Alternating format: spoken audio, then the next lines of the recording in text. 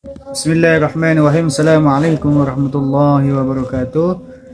Di sini saya dari kelompok 4. Saya Fauzan ingin melanjutkan penjelasan dari saudari Ella yang mana mengenai perusahaan Go Public. Di sini saya akan menjelaskan mengenai proses tahapan dari perusahaan Go Public atau di pasar modal. Pertama itu yaitu penunjukan atau underwriter dan atau persiapan dalam dokumen. Itu tahapan pertama. Terus perusahaan itu perlu membentuk tim internal yang menunjukkan underwriter dan lembaga serta profesi penunjang pasar modal yang akan membantu perusahaan melakukan suatu persiapan go publik tersebut. Meminta persetujuan dari, dan selanjutnya itu membantu perusahaan melakukan persiapan go publik itu meminta persetujuan dari RUPS dan merubah anggaran dasar serta mempersiapkan dokumen-dokumen yang harus yang akan diperlukan nanti kepada pihak penyelenggara dan penyediaan sistem dan sarana untuk mempertemukan penawaran jual beli efek dan lembaga resmi yang mengatur sektor jasa keuangan di Indonesia. Terus yang kedua itu penyampaian permohonan pencatatan mengenai sahamnya, dan untuk menjadi perusahaan publik itu yang dicatatkan dan diperdagangkan di pihak penyelenggara dan penyediaan sistem dan sarana untuk mempertemukan penawaran jual beli efek tersebut. Di Indonesia, perusahaan itu perlu mengajukan permohonan untuk mencatatkan sahamnya dilengkapi dengan dokumen-dokumen yang dipersyaratkan. Dan ketiga itu penyampaian pernyataan pendaftaran, yaitu setelah mendapatkan perjanjian pendahuluan pencatatan saham tersebut, perusahaan itu menyampaikan pernyataan pendaftaran dan dokumen pendukung kepada lembaga resmi yang mengatur sektor jasa keuangan untuk melakukan penawaran umum mengenai sahamnya. Dan dokumen pendukung tersebut yang diperlukan antara lain adalah prospektus. Dan untuk selanjutnya yang keempat itu penawaran umum saham kepada publiknya. Dan itu masa penawaran umum saham kepada publik dapat dilakukan selama 1-5 hari kerja. Dalam hal ini, permintaan saham dari investor melebihi jumlah saham yang ditawarkan, maka perlu dilakukan penjatahan. Terus yang terakhir itu mengenai pencatatan dan perdagangan saham perusahaan. Itu perusahaan itu menyampaikan permohonan pencatatan saham kepada bursa disertai dengan bukti surat bahwa pernyataan pendaftaran telah dinyatakan efektif oleh lembaga resmi yang mengawasi sektor keuangan tersebut mengenai dokumen dan laporan komposisi pemegang saham dari perusahaan tersebut.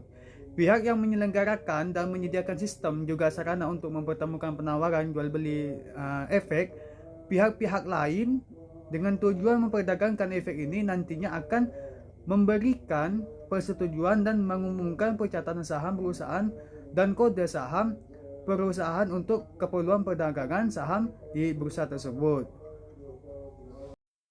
Dan selanjutnya saya akan membahas mengenai peranan profesi penunjang, yaitu mengenai konsultan hukum atau akuntan publik dan notarisnya. Pertama saya akan menjelaskan mengenai akuntan.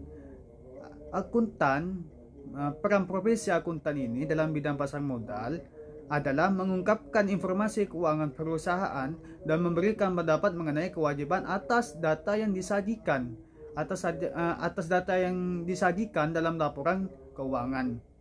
Begitu. Terus yang kedua itu konsultan hukum. Konsultan hukum tersebut dalam beberapa peraturan BPOM, keberadaan konsultan hukum itu diperlukan untuk dapat memberikan pendapat hukum mengenai kondisi suatu perusahaan dan transaksi yang akan mereka lakukan di pasar modal.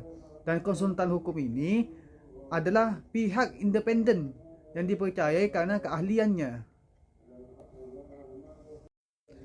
Dan juga konsultan hukum ini selain dipercayai karena keahliannya, konsultan ini merupakan integritasnya untuk memberikan pendapat hukum secara independen mengenai emisi dan emiten atau pihak lain yang menyelenggarakan dengan kegiatan pasang modal tersebut. Untuk itu, konsultan hukum ini harus melakukan pemeriksaan dari segi hukum atau dari legal auditnya yang diperlukan penjamin pelaksanaan emisi terkait dengan pasang modal dengan jelas. Itu. Terus yang terakhir itu notaris. Jadi notaris ini, peranan notaris dalam pasang modal ini yaitu diperlukan terutama dalam hubungan dengan penyusunan anggaran dasar para pelaku pasang modal tersebut, yaitu para investor-investor yang melakukan investasi seperti emiten, perusahaan publik, perusahaan efek. Jadi untuk teori dalam pasar modal itu saya akan melanjutkan penjelasan dari rekan saya, yaitu dari saudari Ella, yaitu selanjutnya mengenai teori margin of safety, yaitu istilah margin ini pertama kali diperkenalkan oleh investor guru Benjamin Graham dan partnernya David Dodd, dan pada tahun 1928 bapak dari flow investing, yaitu dalam buku security analisisnya. Istilah ini muncul dalam buku Benjamin Graham, yaitu The Intelligent Investor. Kemudian margin of safety dipopulerkan kembali oleh anak didik Graham yang paling terkenal, yaitu Warren Buffett bisa menjadi sangat sukses sebagai investor saham karena keahlian yang luar biasa dalam menentukan nilai intrinsik dari suatu saham. Terus teori selanjutnya yaitu teori dividend discount model, yaitu adalah metode menilai harga saham, yaitu perusahaan berdasarkan teori bahwa saham itu bernilai jumlah semua perusahaan dari semua dividen yang akan diterima pada masa yang akan datang.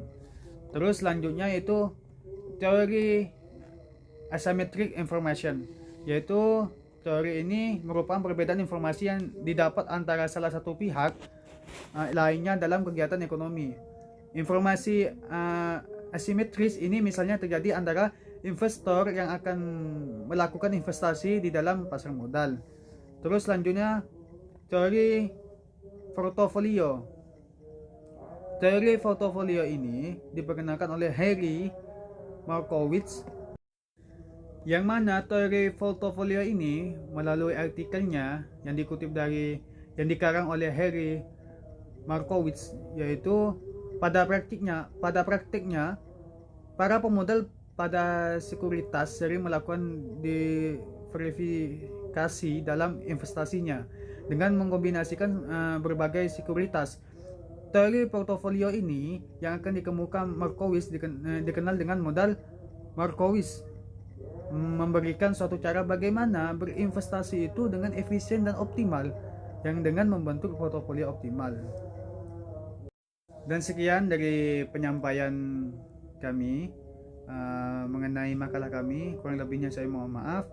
Wabillahi taufiq wal hidayah. Wassalamualaikum warahmatullahi wabarakatuh.